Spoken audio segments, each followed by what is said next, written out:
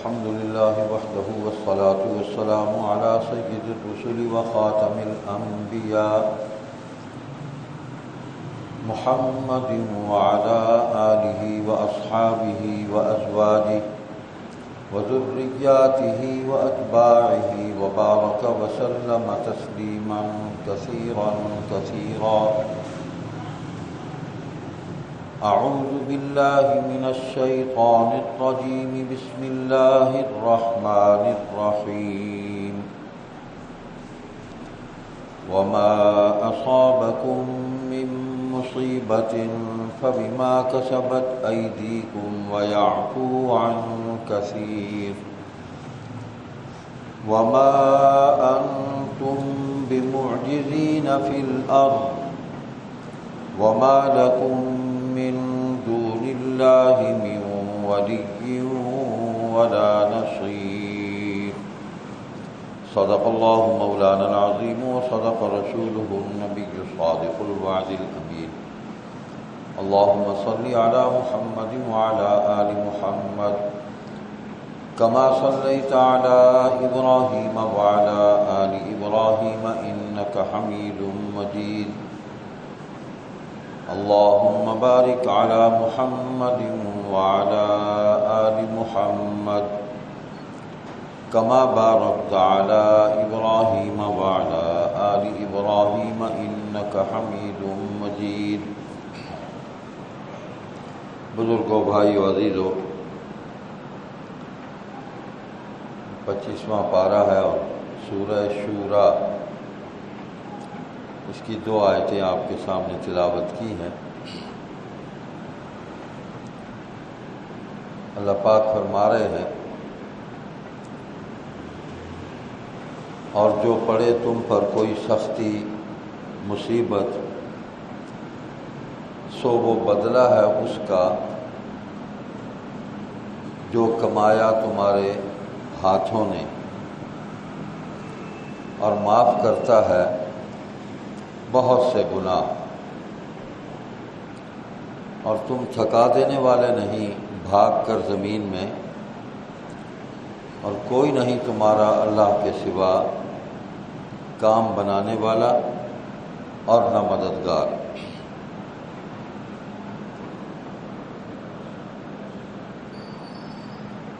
اللہ تبارک و تعالی نے اس دنیا کے اندر زندگی کی تمام کیفیات میں، تمام حالتوں میں اپنی مخلوق کی رہنمائی فرمائی ہے. خوشحالی میں، آسودگی میں، امن میں کس طرح زندگی گزارنی ہے، اور اللہ تبارک و تعالیٰ کے ساتھ کیسا تعلق قائم رکھنا ہے. اور اگر کوئی مصیبت آ جائے، مشکل آ جائے، پریشانی اور آزمائش آ جائے، تو اس میں کن اعمال کو اختیار کرنا ہے، اور اللہ تبارک و تعالیٰ کی طرف رجوع کر کے کس کیفیت میں اس سے مدد اور حفاظت طلب کرنی ہے. ایک تو قرآن کریم میں ان تمام باتوں کی طرف اللہ تبارک و تعالیٰ نے ایمان والوں کو متوجہ فرمایا، اور کافروں کو بتایا کہ تم بھی ایمان لے آؤ تو ان ہدایات پر عمل کر کے امن، سکھ، چین، دنیا و آخرت کی بھلائی حاصل کر سکتے ہو. اور ان ساری باتوں کو واضح کرنے کے لیے اور عملی صورتوں میں گزرنے والے لوگوں کی رہنمائی کے لیے، یعنی عافیت اور مصیبت دونوں حالتوں سے گزرنے والے لوگوں کو رہنمائی دینے کے لیے اللہ تعالیٰ نے حضور خاتم النبیین رحمۃ للعالمین محمد کریم صلی اللہ علیہ وسلم کو اس دنیا میں مبعوث فرمایا کہ وہ اللہ کا کلام بھی سنائیں، اس کی تشریح بھی کریں، اس کی تفصیل بھی بتائیں، اور ساتھ ساتھ ان کی رہنمائی بھی فرماتے رہیں کہ یہ کہیں خوشی میں ایسے پھول نہ جائیں کہ مجھے بھلا بیٹھیں، اور مصیبت میں مجھ سے شکوہ شکایت کر کے مجھ سے دور ہو جائیں اور میری رحمت سے محروم ہو جائیں۔ تو ان کی رہنمائی فرماتے رہیں کہ ہر حالت میں اللہ کے ساتھ تعلق جو ہے اس کو مضبوط اور مستحکم رکھنا ہے۔ آج ہم دیکھ رہے ہیں ہر شخص پریشان ہے،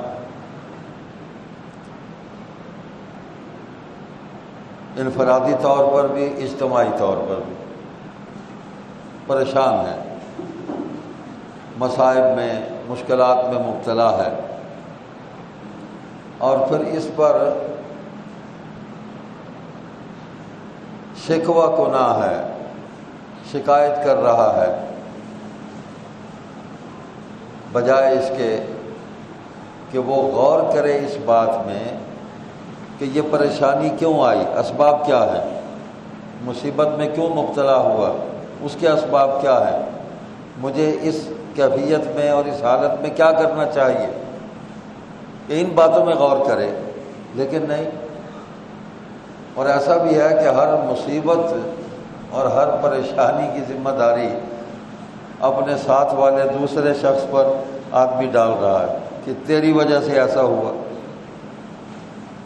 مجموعی طور پر عوام پر یہ ذمہ داری ڈال دی جائے کہ لوگوں کی وجہ سے ایسا ہوا، تو ایسا نہیں ہے۔ ہمیں انفرادی طور پر بھی اپنی پریشانیوں اور مصیبتوں کے اسباب کا جائزہ لینا چاہیے، اور اجتماعی طور پر بھی جائزہ لینا چاہیے، دونوں حالتوں میں۔ دوسروں کو اپنی مصیبتوں کا سبب نہ بنائیں کہ وہ لوگ، میرے علاوہ جتنے لوگ ہیں وہ ان مصیبتوں کا سبب بنے ہیں، ایسا نہیں ہے، میں بھی شامل ہوں ان میں۔ تو حقیقت میں ہمارے وہ اعمال ہیں جو ان کیفیتوں کے اسباب میں سے ایک سبب ہے، ہمارے اعمال۔ ہم اپنے اعمال کو درست کر لیں تو مصائب سے نکل سکتے ہیں، حفاظت ہو سکتی ہے، مصیبت آ گئی تو اللہ تعالیٰ اس سے نکال بھی سکتے ہیں، بچا بھی سکتے ہیں۔ اللہ پاک خود فرما رہے ہیں، اعوذ باللہ من الشیطان الرجیم وَإِذْ تَأَذَّنَ رَبُّكُمْ لَئِن شَكَرْتُمْ لَأَزِيدَنَّكُمْ وَلَئِن كَفَرْتُمْ إِنَّ عَذَابِي لَشَدِيدٌ۔ اگر تم شکر کرو گے تو میں تمہیں زیادہ دوں گا، اور اگر تم ناشکری کرو گے تو بے شک میرا عذاب بہت سخت ہے۔ دوسری جگہ فرمایا، ما يفعل اللہ بعذابکم ان شکرتم وآمنتم وکان اللہ شاکرا علیما۔ اللہ تمہیں عذاب دے کر کیا کرے گا اگر تم شکر کرو اور ایمان لے آؤ، اور اللہ ہمیشہ قدر کرنے والا اور سب کچھ جاننے والا ہے۔ یعنی اللہ تبارک و تعالیٰ کی خواہش نہیں ہے، اس کی عادت نہیں ہے کہ وہ خواہ اپنی مخلوق کو عذاب دے، عاجز مخلوق ہے اللہ کی، تو وہ عذاب کیوں دے گا؟ اس کا سبب یہی ہے کہ ہم شکر ادا نہیں کرتے۔ حضور صلی اللہ علیہ وسلم نے ایک حدیث پاک میں فرمایا، مفہوم اس کا یہ ہے کہ عام طور پر ہم کسی مصیبت میں مبتلا ہوتے ہیں تو پھر اللہ کی طرف رجوع کرتے ہیں، یا اللہ معاف فرما دے، اس مصیبت سے نکال دے۔ لیکن جب ہم آسودہ حال ہوتے ہیں، خوش ہوتے ہیں، اللہ کی نعمتیں ہمیں میسر ہوتی ہیں، زندگی کی خوشیوں سے لطف اندوز ہو رہے ہوتے ہیں، تو اس وقت ہم اللہ کو یاد نہیں کرتے۔ تو حدیث شریف کا مفہوم یہ ہے کہ اصل تو ہر وقت اللہ تبارک و تعالیٰ کی طرف ایک مومن اور مسلمان کو متوجہ رہنا چاہیے۔ انسان کو زیادہ تر راحتیں میسر آتی ہیں، مصیبت تو تھوڑی ہوتی ہے، مشکل تو تھوڑے وقت کے لیے آتی ہے، زیادہ تو راحتیں ہیں، خوشیاں ہیں، آسودگی ہے۔ تو ان نعمتوں پر ساتھ ساتھ شکر ادا کرتے رہیں، شکر ادا کرتے رہیں، شکر ادا کرتے رہیں۔ اللہ اکبر۔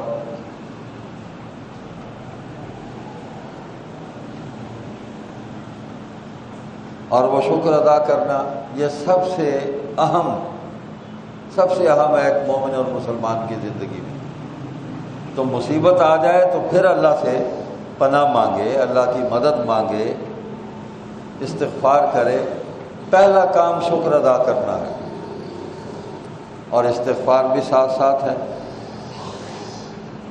نبی اکرم صلی اللہ علیہ وسلم نے فرمایا العبد آمن من عذاب اللہ ما استغفر اللہ۔ بندہ جب تک استغفار کرتا رہتا ہے اللہ تعالیٰ کے عذاب سے محفوظ رہتا ہے، جب تک استغفار کرتا رہتا ہے۔ اسی طرح صدقہ ہے، اس کے بارے میں بھی فرمایا، حدیث میں آتا ہے کہ بلاؤں کو ٹالتا ہے۔ اس کے لیے نہ کوئی مقدار متعین ہے، نہ کوئی وزن متعین ہے، نہ کوئی وقت متعین ہے۔ جب چاہیں آپ اپنی حیثیت کے مطابق جو ہے اس میں سے جو آپ نکال سکتے ہیں اللہ کے راستے میں نکال دیں۔ وہ کسی بیمار کو دوا لے دیں، کسی مسکین کو کھانا کھلا دیں، کسی غریب کو پہننے کے لیے کپڑا لے دیں۔ یہی ضرورتیں ہیں نا۔ کسی کا بچہ ہے، اس کے بچے ہیں، اس کے لیے کپڑے لے دیں، ان کی تعلیم کے لیے ان کو کتابیں لے دیں۔ یہ صدقات ہیں، عام صدقات ہیں۔ تو لوگوں کی خدمت کرتے رہیں، نکالتے رہیں۔ کوئی ضروری نہیں کہ آپ سارا کچھ ہی اٹھا کے دے دیں، یہ تو پیغمبری صفت ہے، ہر آدمی کے بس کا کام نہیں ہے۔ سارے صحابہ بھی ایسے نہیں کر سکے۔ ابو بکر صدیق سارا گھر کا سامان اٹھا کے لے آئے تھے، فاروق اعظم آدھا لے آئے تھے، باقی صحابہ بھی لاتے رہے۔ حضرت عثمان کو اللہ نے بہت مال دیا تھا، جب حضور نے حکم فرمایا تو جو ضرورت تھی وہ ساری پوری کر فرما دیتے تھے، مال ان کے پاس ختم نہیں ہوتا تھا۔ عبد الرحمن بن عوف بہت مال والے تھے، بہت زیادہ خرچ کرتے تھے، لیکن مثال ایک ہی ہے کہ ابو بکر صدیق رضی اللہ تعالیٰ عنہ کے پاس جو کچھ تھا وہ سارا ہی مال اٹھا کے لے آئے۔ گھر کیا چھوڑا، اللہ اور اس کے رسول کو چھوڑایا۔ تو یہ توکل کی انتہا ہے، انتہا ہے۔ یہ نہیں کہ باقی توکل نہیں کرتے تھے صحابہ، سب اللہ پر ہی توکل کرتے تھے سب، لیکن درجات ہے نا۔ تو ابو بکر سب سے اونچے درجے پہ ہے، تکمیل ہو گئی، مکمل ہو گیا۔ اس سے آگے تو پھر نبوت ہے، اور نبی کے توکل کو کوئی نہیں پہنچ سکتا، کوئی نہیں پہنچ سکتا۔ اللہ اکبر۔ دوسری طرف حضرت ابو ذر غفاری ہے رضی اللہ تعالیٰ، وہ پاس کچھ رکھتے ہی نہیں ہیں، جو کچھ آیا شام تک وہ خرچ کر کے اپنی ضرورت پوری کر لی، جو بچا کسی اور کو دے دیا کہ تم اپنی ضرورت پوری کر لو، سو گئے رات کو۔ اس توکل پہ وہ کہتے تھے جس اللہ نے یہ رات سونے تک مجھے کھلایا ہے، میری ضرورتوں کو پورا کیا ہے، صبح اٹھوں گا وہی اللہ میری ضرورتوں کو پھر پورا کرے گا۔ تو یہ بھی ہر آدمی کے بس کا کام نہیں ہے، مشکل کام ہے۔ تو دین میں پابندی نہیں ہے کہ سارے ہی ایسا کریں، بس خرچ کرتے رہو۔ انفاق، قرآن کریم میں خرچ کرنے کی بات ہے پورے قرآن کریم میں۔ بلائیں ٹلتی ہیں، حدیث میں آتا ہے کہ اللہ کے غضب کو ٹھنڈا کرتا ہے صدقہ، کہ ہماری جو نالائکیاں ہیں، ہماری جو کوتاہیاں ہیں، اللہ سبحانہ و تعالیٰ ان سے درگزر کرتا ہے۔ اس آیت میں جیسے فرمایا اور معاف کرتا ہے بہت گناہ، یعنی اللہ تبارک و تعالیٰ اگر گرفت کرنا چاہیں تو ہمارے ہر گناہ پر، ہر نافرمانی پر اللہ اگر ہمیں پکڑے تو زندگی ختم ہو جائے گی، یہ کائنات تباہ ہو جائے گی، کچھ بھی نہیں بچے گا۔ ہم سارے ہی غلطیاں کر رہے ہیں، ہر قدم پہ گناہ ہو رہا ہے، ہر قدم پہ ہم سے خطائیں ہو رہی ہیں، لیکن اللہ سبحانہ و تعالیٰ درگزر فرما رہے ہیں۔ وہ کبھی پکڑتے ہیں تھوڑا سا، وہ بھی جھنجھوڑنے کے لیے۔ ظہر الفساد فی البر والبحر بما کسبت ایدی الناس، زمین میں اور پانیوں میں، سمندروں میں، خشکی اور تری میں فساد پھیل گیا، نظام درہم برہم ہو گیا۔ کیوں ہوا؟ بما کسبت ایدی الناس، تمہارے اپنے ہاتھوں کی کمائی کی وجہ سے، یعنی تمہارے اپنے اعمال اور کرتوتوں کی وجہ سے ایسا ہوا ہے جو فساد پھیلا ہے۔ پانیوں میں بھی لڑائی ہے، وہاں بھی امن نہیں ہے، زمین پر بھی لڑائی ہے، وہاں بھی امن نہیں ہے، نہ مال محفوظ ہے، نہ جان محفوظ ہے، نہ عزت محفوظ ہے۔ تمہارے اپنے برے اعمال ہیں، تمہاری سرکشیاں ہیں، تمہاری نافرمانیاں ہیں، اس کا بدلہ ہے بما کسبت ایدی الناس لیذیقہم بعض الذی عملوا لعلہم یرجعون۔ اور تمہیں ذائقہ چکھایا جا رہا ہے، ذائقہ تمہارے بعض اعمال کا، ساری گناہوں کا نہیں، ساری نافرمانیوں کا نہیں، بعض الذی عملوا، صرف جھنجھوڑنے کے لیے، لعلہم یرجعون، تاکہ تم اللہ کی طرف تم لوٹو، رجوع کرو اللہ کی طرف۔ تو یہ بھی اللہ سبحانہ و تعالیٰ ایک سبب بناتے ہیں کہ ہم ہدایت پر آ جائیں، اللہ کی طرف ہم لوٹ آئیں، ہم اپنی غلطیوں اور اپنے گناہوں پر ہم ندامت، شرمندگی، اس کا اظہار کریں اللہ کے سامنے، اللہ سے معافی مانگیں، استغفار کریں۔ اسی آیت میں آگے فرمایا وما انتم بمعجزین فی الارض وما لکم من دون اللہ من ولی ولا نصیر، اور تم تھکا دینے والے نہیں بھاگ کر زمین میں، اور کوئی نہیں تمہارا اللہ کے سوا کام بنانے والا اور نہ مددگار۔ یعنی یہ تو اللہ کی مہربانی ہے جو تمہیں معاف کر رہا ہے اور تمہارے ہر جرم پر گرفت نہیں کر رہا، تمہیں پکڑ نہیں رہا، درگزر کر رہا ہے۔ ورنہ ایسا نہیں کہ تم بھاگ کر کہیں روپوش ہو جاؤ گے زمین میں، مجھے تھکا دو گے۔ تو اللہ تو تھکنے والا نہیں ہے، نہ اس کو اونگ آتی ہے نہ اس کو نیند آتی ہے، وہ غافل ہی نہیں ہوتا، ہر وقت باخبر ہے، بصیر ہے، خبیر ہے، سمیع ہے، دیکھ رہا ہے، سن رہا ہے، خبردار ہے، کوئی چیز اس سے پوشیدہ نہیں ہے۔ یعلم ما بین ایدیہم وما خلفہم ولا یحیطون بشیء من علمہ الا بما شاء، سب کچھ سے باخبر ہے، کوئی چیز اس کے علم سے باہر نہیں ہے، اس کا علم سب کچھ اس کو احاطہ کیے ہوئے ہے۔ تو یہ وہ بنیادی عقائد ہیں کہ جب ہم ان کو دل سے تسلیم کریں گے اور ان میں غور کرتے رہیں گے، اور غور کرنے کی عملی جو صورتیں ہیں وہ اللہ کی نعمتوں کا شکر ادا کرنا ہے، اور ان نعمتوں سے اللہ کے راستے میں خرچ کرتے رہنا ہے، بلاؤں کو بھی ٹالیں، اپنی نافرمانیوں پر جو اللہ کا غضب ہے، اس کی ناراضی ہے، وہ ٹل جائے، وہ ٹھنڈا ہو جائے، اللہ معاف فرما دے، اس کی صفت رحیمی جو ہے ہم اس کے مستحق بن جائیں، اس کے رحم و کرم، اس کی شفقت، اس کی مہربانی کے ہم مستحق بن جائیں۔ تو اللہ یہی فرما رہے ہیں کہ مجھ سے تم بھاگ نہیں سکتے، اور میرے سوا تو نہ تو کوئی تمہارا کام بنانے والا ہے، تمہارا کوئی کام میرے بغیر سیدھا نہیں ہو سکتا، چل ہی نہیں سکتا۔ یہ میں ہی ہوں جو تمہیں چلا رہا ہوں، رزق بھی دے رہا ہوں، تم سرکشیاں بھی کر رہے ہو، بغاوتیں بھی کر رہے ہو، میری نشانیوں کا، میرے حکموں کا مذاق بھی اڑا رہے ہو، کھلی بغاوت کر رہے ہو، میرے ساتھ لڑائی کر رہے ہو، جنگ پر آمادہ ہو۔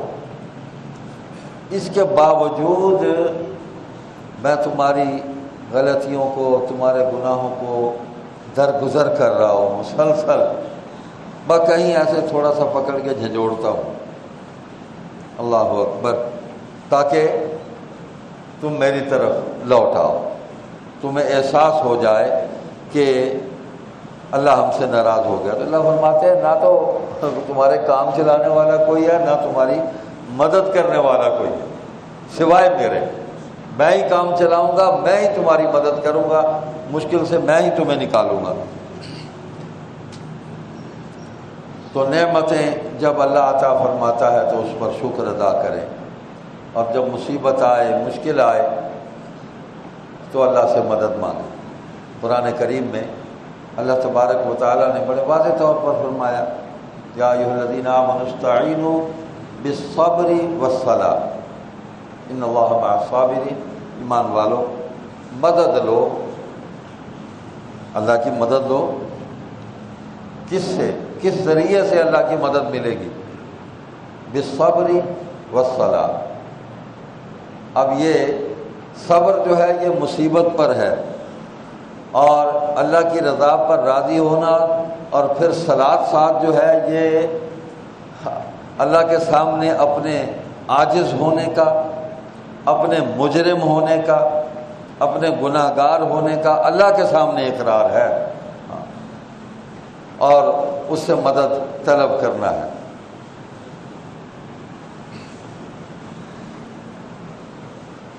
ہم نے تو آیتیں سن لیتے ہیں، ہم غور نہیں کرتے اس میں۔ ایاک نعبد و ایاک نستعین لکھ بھی لی ہم نے، بول بھی رہے ہیں، کبھی اس آیت میں غور نہیں کیا ہم نے۔ بے شک ہم تیری ہی عبادت کرتے ہیں اور تجھ سے ہی ہم مدد مانگتے ہیں۔ ہر نماز میں ہم سورہ فاتحہ پڑھتے ہیں، ہر نماز میں۔ اسی صورت کے اندر ہی ہم غور کر لیں تو ایک مومن اور مسلمان کی پوری زندگی جو ہے اس کا شیڈول اس صورت کے اندر اللہ تعالیٰ نے دے دی۔ اہدنا الصراط المستقیم، چلا ہم کو سیدھی راہ، ہم خود نہیں چل سکتے۔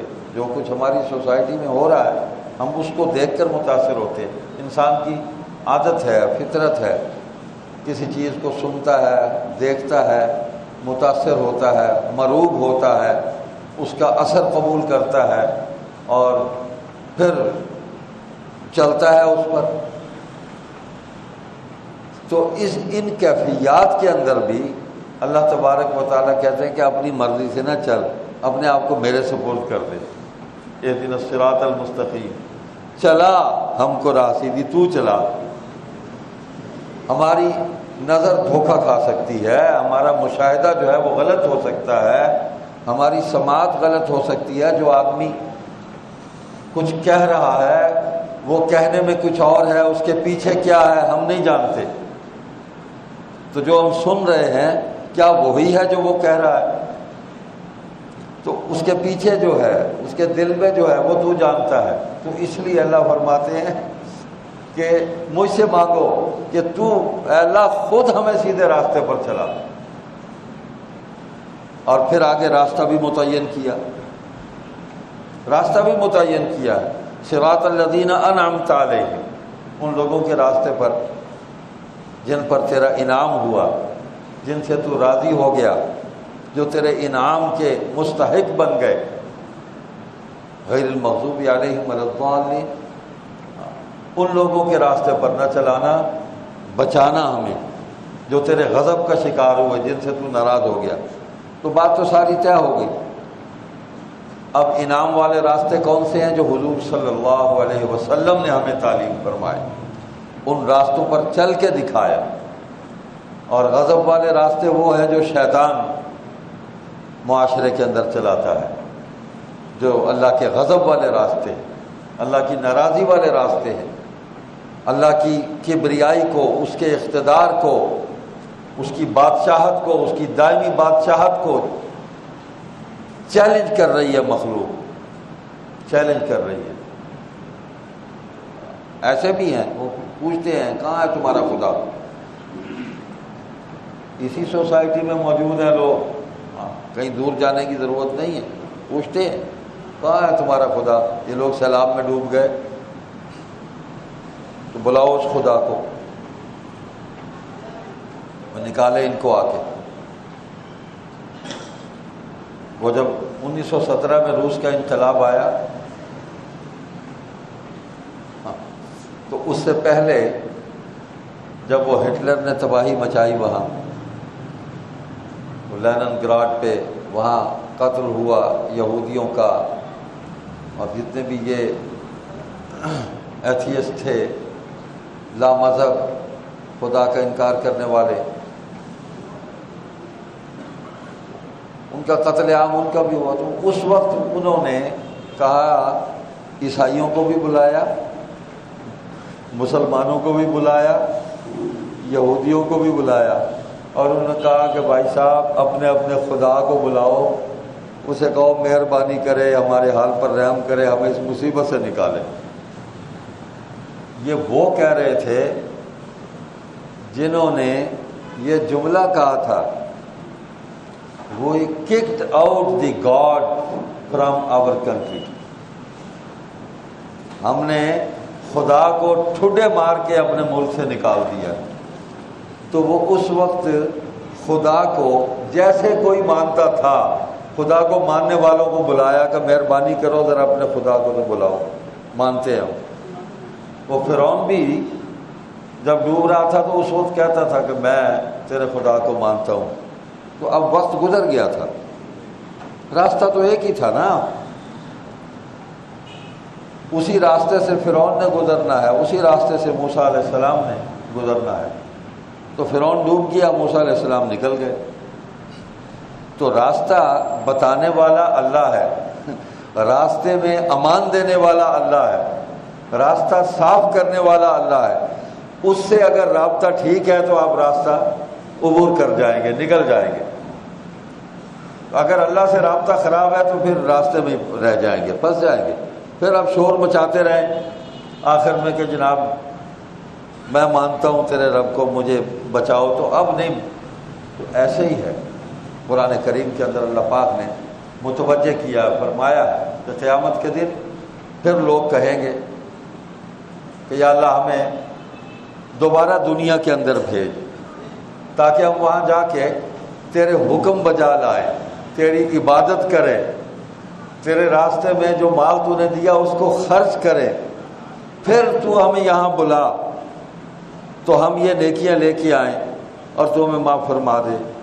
تو اس وقت جواب یہی ملے گا، قرآن کریم میں اللہ نے فرمایا کہ جواب یہی ملے گا کہ یہ مہلت اب نہیں مل سکتی، اینڈ ہو گیا ہے۔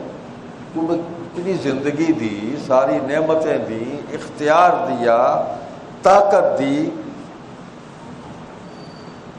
تو زمین پر میرا خلیفہ بنا ہوا تھا، اختیار تیرے پاس، قانون تیرے پاس، طاقت تیرے پاس، سرمایہ تیرے پاس، میری دنیا کے اندر ہر چیز سے تو نے نفع اٹھایا، اس کا مالک بن بیٹھا تو، اور تجھے سمجھانے والے بھی میں نے بھیجے کہ دیکھ یہ سارا کچھ ختم ہونے والا ہے، کچھ بھی باقی نہیں رہنا، یہ تیری زندگی بھی ختم ہونے والی ہے، عارضی ہے، لیکن تو نے سنی انسنی کر دی، تو اب موقع نہیں، واپسی نہیں ہے، ریوائیول نہیں ہے اس کی۔ یہ دنیا کی زندگی ایک دفعہ ہی ملنی ہے، اور پھر آخرت کی زندگی ہے وہ ہمیشہ کے لیے ہے۔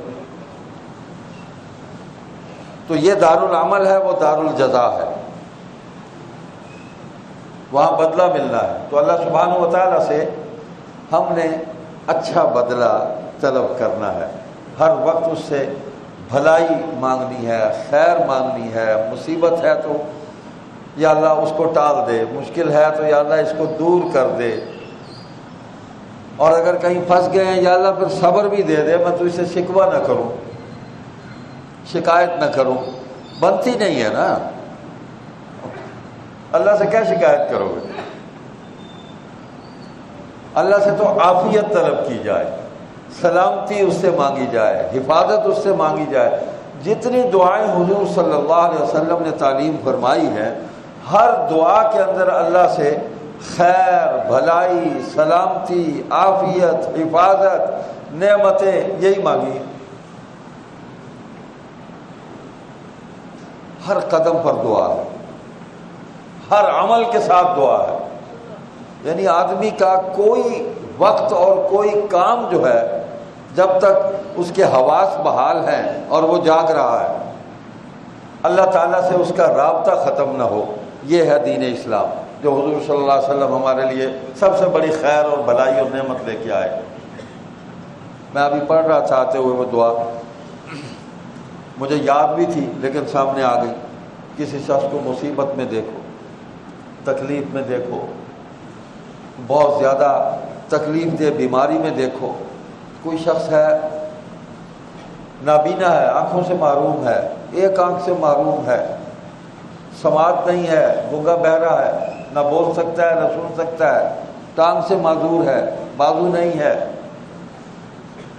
یہ سارے عیوب ہے نا۔ تو کسی آدمی کو دیکھیں اس کیفیت میں، کوئی آدمی بھیک مانگ رہا ہے تو کتنا پریشان ہے۔ تو جس کو بھی پریشان دیکھو، اس پر بھی حضور صلی اللہ علیہ وسلم نے دعا تعلیم فرمائی کہ جب کسی مصیبت والے بھائی کو دیکھو، فوراً اللہ کی طرف رجوع کرو۔ الحمدللہ الذی عافانی مما ابتلاک بہ وفضلنی علی کثیر ممن خلق تفضیلا۔ مجھے یاد ہے، یا ہمارا جو خاندانی سسٹم ہے نا مسلمانوں کا، اسی کے اندر ہمارا سارا دین محفوظ ہے، اسی کے اندر ہماری قدریں، ہماری ویلیوز، ہمارے اخلاق، ہمارے رویے، ہماری تہذیب، یہ ہمارے خاندانی سسٹم میں موجود تھی۔ تو عالمی طاغوت نے، دنیا کے کفار و مشرکین نے ساری محنت اس بات پر کی ہے کہ دنیا کے اندر مسلمانوں کا جو فیملی سسٹم ہے، جو خاندانی نظام ہے، اس کو توڑا جائے۔ اس کو توڑیں گے، قدریں ختم، عقیدے ختم، اخلاق ختم، بڑے چھوٹے کی تمیز ختم، ہر چیز برباد ہو جائے گی، رویے ہمارے تباہ ہو جائیں گے۔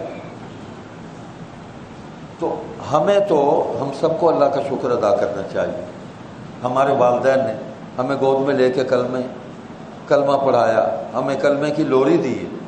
ہماری سماعتوں میں پہلی آواز اللہ کی کبریائی اور اللہ کے نبی صلی اللہ علیہ وسلم، ان کی نبوت و رسالت کی گواہی ہمارے کانوں میں ڈالی ہے۔ یہ ہماری روح کی پہلی غذا ہے دنیا میں آنے کے بعد، کہ ہمارے والدین نے اس کا اہتمام کیا کہ یہ غذا دی جائے اس کو۔ اور پھر یہاں تک کہ ہم بڑے ہو گئے، جوان ہو گئے، ہماری تعلیم، پھر خاندان کے اندر عبادات کا نظام وہ سمجھایا، بیٹا نماز پڑھو، بیٹا قرآن کریم پڑھو، بیٹا درود شریف پڑھو، بیٹا یہ دعا یاد کرو، یہ کلمے یاد کر لو، بڑوں سے ایسے ملتے ہیں، چھوٹوں سے ایسے شفقت کرتے ہیں، ماں باپ کا یہ ادب اور احترام ہے، بزرگوں کے ساتھ یہ رویہ ہے۔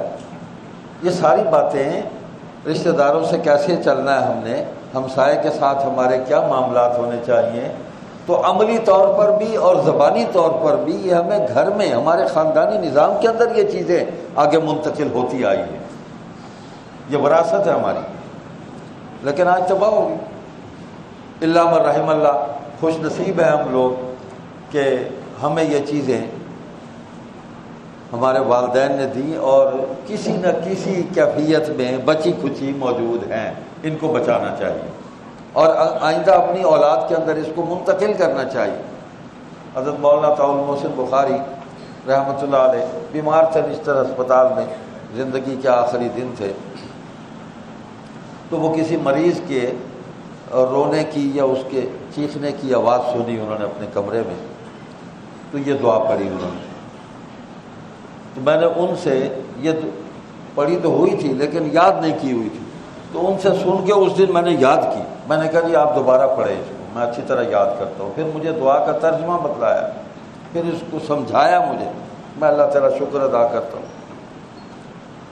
اللہ اکبر کہ تو نے کتنے لوگوں سے مجھے بہتر رکھا. یہ مصیبت میں لوگ گرفتار ہیں، مجھے ان مصیبتوں سے اے اللہ تو نے محفوظ رکھا. کتنے لوگ ہیں جو مصیبتوں میں مبتلا ہیں، اس کو دیکھا یہ مصیبت میں مبتلا ہے. میں تیرا شکر ادا کرتا ہوں کہ تو نے مجھے ان مصیبتوں سے بچا لیا، میری حفاظت فرمائی. تو یہ خاندانی سسٹم تھا، آج توڑ رہے ہیں اس کو. ہمارے خاندانی نظام میں ہمارا پردہ تھا، ہماری حیا تھی. میں نے اس ملتان میں پرانی جو ملتانی تہذیب تھی، اب تو اس کا نام ہی ہم نے تبدیل کر دیا نا، سرائکی. یہ ملتانی تہذیب تھی، ملتانی زبان اور ہے، ملتانی زبان تھی، ملتانی ثقافت تھی. میں نے ان بوڑھی ماؤں کو جو ہماری دادیوں نانیوں کی عمروں کی تھی، محلے میں ان کو دیکھا. ہمارے گھر میں بھی آتی تھی. وہ گھر میں جب داخل ہوتی تھی تو اس وقت بھی پردے میں ہوتی تھی. پردہ کیسا تھا؟ ایک چادر لی ہوتی تھی اور ایسے خوبصورت طریقے سے اس چادر کو باندھا ہوتا تھا کہ پورا جسم جو ہے وہ اس چادر کے اندر آ جاتا تھا، اور یہ تھوڑی سی آنکھیں نظر آتی تھیں، اس اوپر سے باندھ بھی لیتی تھی. ایسی خوبصورت چادر تھی وہ، کمال ہے. تو آج وہ چادر جو ہے وہ تار تار ہو گئی ہے، تار تار ہو گئی ہے وہ چادر، آج نظر نہیں آتی. یہاں ملتان میں ہم نے تانگوں میں دیکھا کہ شرفاء جو تھے وہ اگر ان کی فیملی تانگے میں سفر کرتی تھی نا تو وہ چادریں تو لی ہوتی تھی انہوں نے، لیکن تانگے کے گرد بھی ایک چادر لپیٹی ہوتی تھی. یہ میں نے دیکھا ہے اپنی آنکھوں سے. آج کہاں وہ تہذیب، کہاں ہے وہ رویے. میں نے لوگوں کو تاش کھیلتے ہوئے دیکھا، باقاعدہ جوا ہو رہا تھا. ہمارا جو قدیم محلہ ہے طبی شیر خاں کوٹلہ تولے خاں، جب بھی ہم گزرے اس میدان سے ایک ٹکڑی بیٹھی ہوتی تھی جو جوا کھیل رہی ہوتی تھی. لیکن اس جرم اور گناہ کو کرنے کے دوران بھی ایک قدر موجود تھی، ایک ویلیو موجود تھی. وہ کیا؟ محلے کا کوئی بڑا بوڑھا وہاں سے گزرا تو فوراً تاش کے پتوں پہ انہوں نے کپڑا ڈال دیا اور یوں بیٹھ گئے کہ یہ گزر جائے.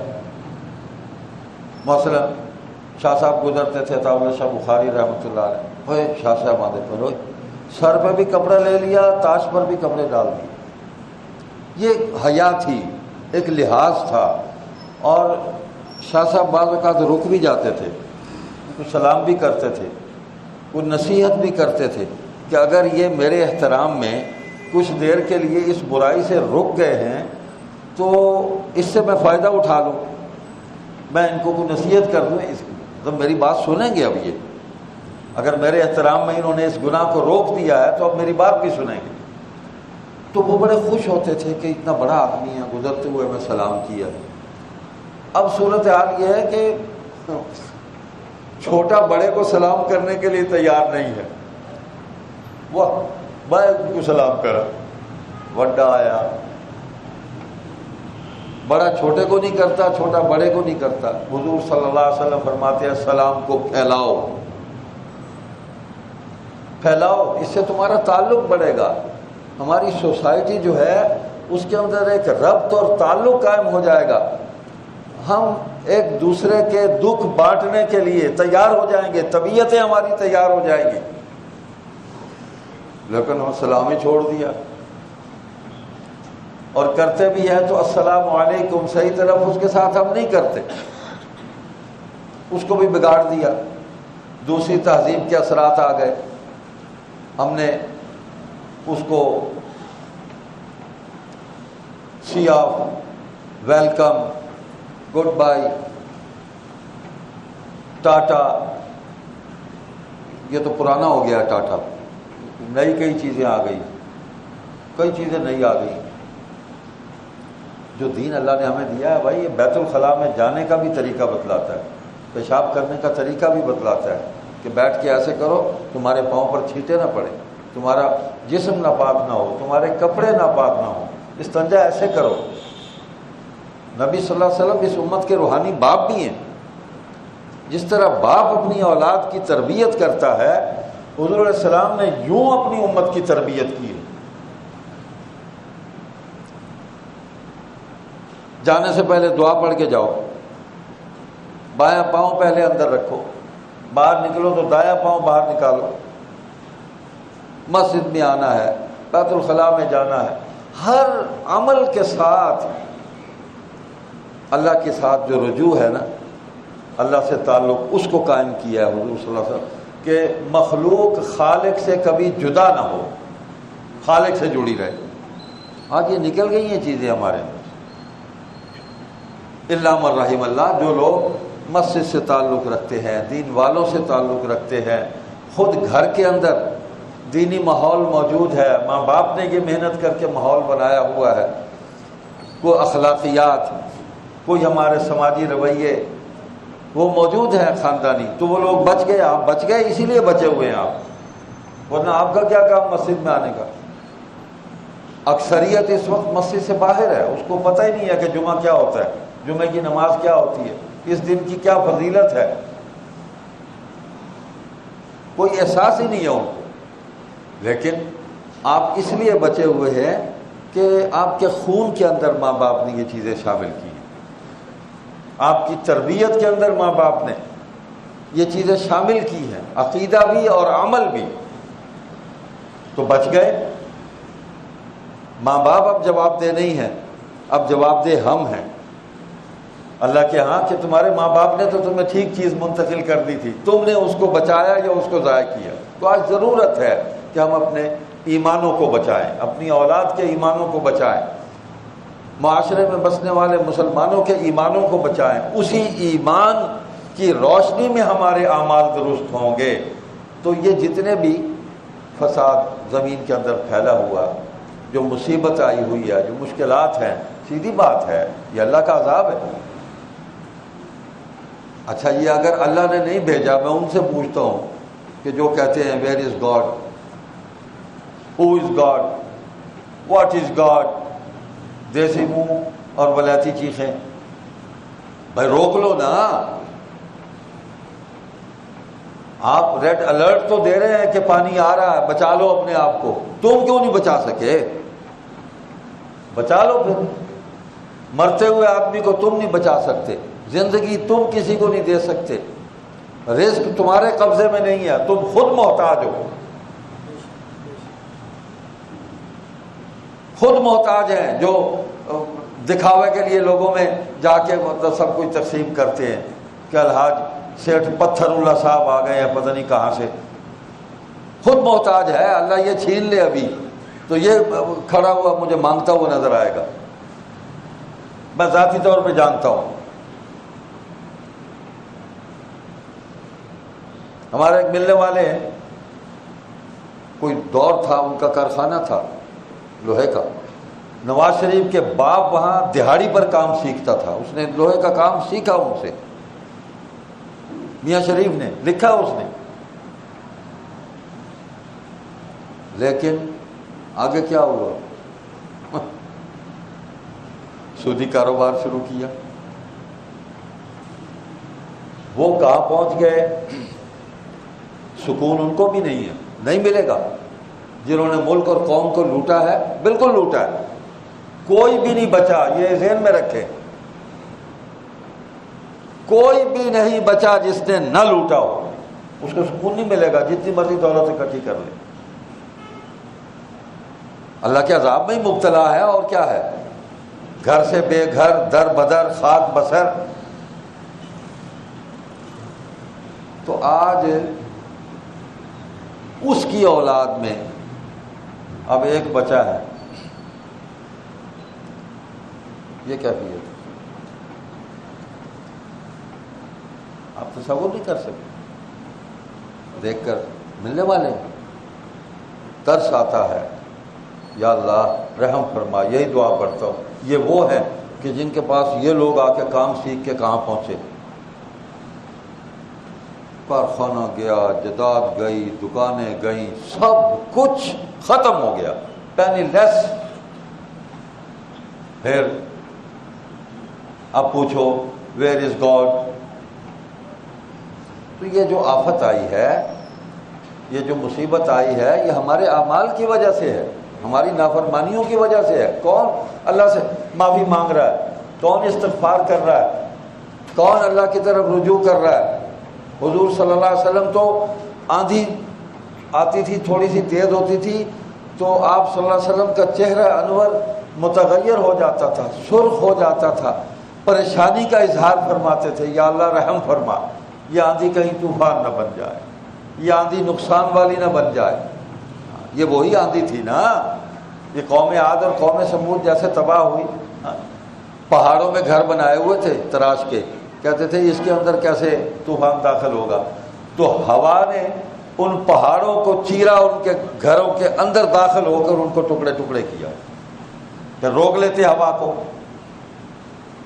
تو ساری جو محنت ہے، جو دین کا پیغام ہے، جو میسج ہے، وہ یہی ہے، رجوع اللہ، اللہ کی طرف رجوع کرو۔ ام المومنین سیدہ عائشہ رضی اللہ تعالیٰ عنہ فرماتی ہیں کہ اللہ تعالیٰ حجت پوری کرتا ہے، کبھی بھی کسی مصیبت میں، عذاب میں یوں مبتلا نہیں کرتا، دیکھتا ہے، ڈھیل دیتا ہے۔ جیسے اس آیت کریمہ میں فرمایا وَيَعْفُو عَنْ كَثِيرٍ، کہ اکثر گناہ تو میں چھوڑ دیتا ہوں، درگزر کرتا ہوں، شمار میں ہی نہیں لاتا میں،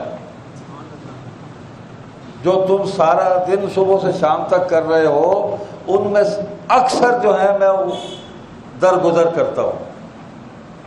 وَيَعْفُو عَنْ كَثِيرٍ،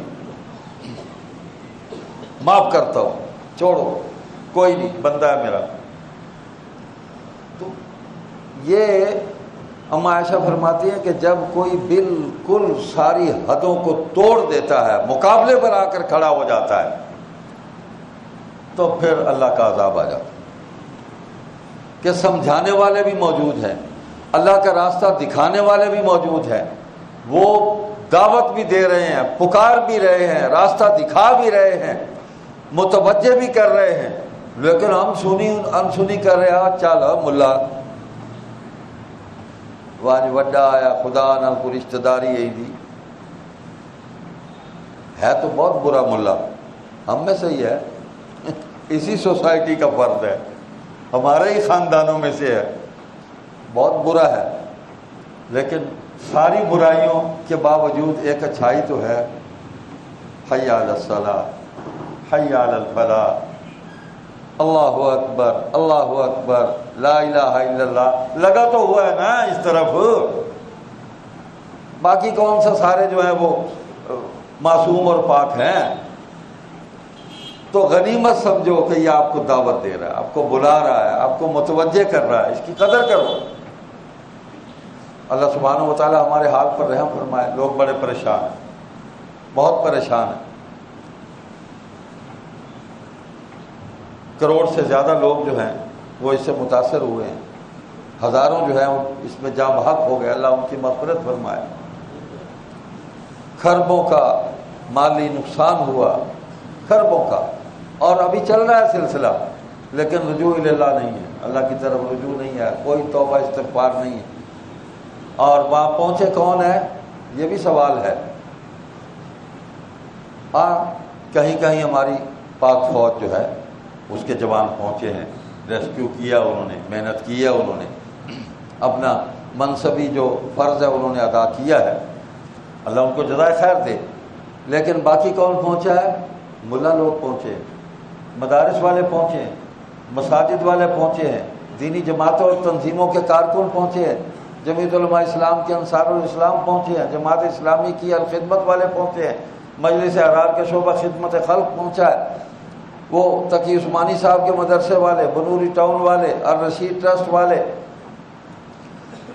انفرادی طور پر لوگوں کو ریسکیو کر کے مدرسوں میں لائے، کھانا دیا ان کو، کپڑے دیے، رہائش دے دی کہ جب تک تمہارا کوئی انتظام نہیں ہوتا مدرسے میں رہیں، یہ مسجد کے حجرے تمہارے لیے ہیں، بچوں کو خوراک دی ہے، دوائیاں لے، آج بھی ہمارا الحمدللہ قافلہ گیا ہوا ہے، پرسوں بھی گیا تھا، آج پھر گیا، لوگ تعاون کر رہے ہیں۔